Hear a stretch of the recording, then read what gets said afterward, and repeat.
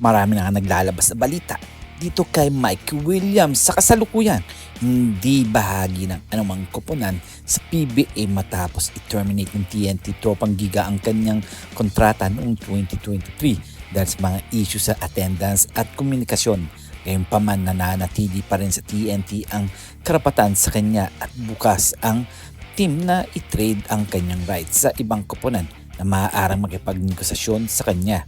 Isa sa mga hamon ay ang kasalukuyan ng komunikasyon kay Williams na kasalukuyan na nasa labas ng bansa at walang opisyal na ahente.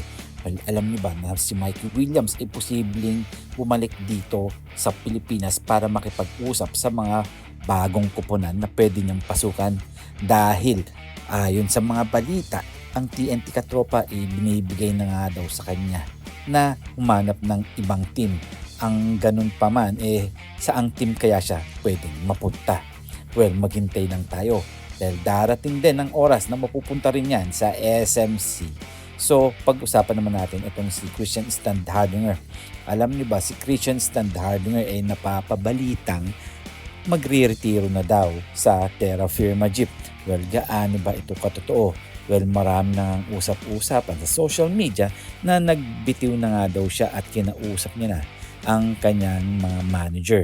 At hanggang sa ngayon nga hindi nga siya nagpakita sa unang laro ng Terra Firma. Alam naman natin kung ano ang nangyari dito kay Christian Standhardinger dahil siguro pagod na rin ito at siguro medyo nasaktan nga ito noong tinanggal siya sa Barangay Ginebra. Well, nakakapanghinayang lang dahil ang Barangay Ginebra talagang nagpapabata at tinatanggal na ang mga may tama sa ulo. Well, yun lang ang mga balita na dumarating kay Christian Standhardinger. Pero kung ako ang tatanungin, sayang talaga si Christian dahil malaki talaga ang maitutulong nito sa Barangay Ginebra pati na rin sa Terra Firma Jeep. Well, kayo, ano ang inyong masasabi dito? Babalik pa kaya ito o tuluyan na kayang magre-retiro ito sa Barangay Ginebra o sa Terra Firma Jeep? Well, maghintay na lang tayo for the next season. Dahil nga may balita dito kay Calvin Abueva na alam niyo ba nung laro ng Magnolia Hotshots, si Abueva nga nasiko nga ng isang player ng Blackwater Elite. Well, alam naman natin na hospital ito at nabasag yata ang ngala-ngala. Kaya siguro hindi na bumalik sa laro na yan. Well, sabi nga nila babalik pa nga daw nito pagkatapos ng first game nila. Alam naman natin si Abueva hindi basta-basta na tatamaan ng ganong katindi. Pero siguro ininda niya ang siko ng player na ito. Well, alam naman natin si Cedric talagang malakas ang impact nito pagdating sa pagbagsak.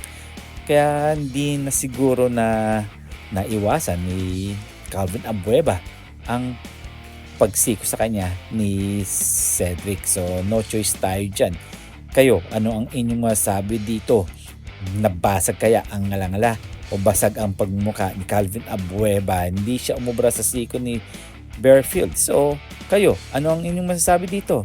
Siyempre, hihintayin ko kung ano ang inyong komento. Hanggang dito na lang tayo at huwag natin kakalimutan mag-subscribe, mag-comment, like, and share. Please click the bell para ma-receive ninyo lahat ng aking notifications.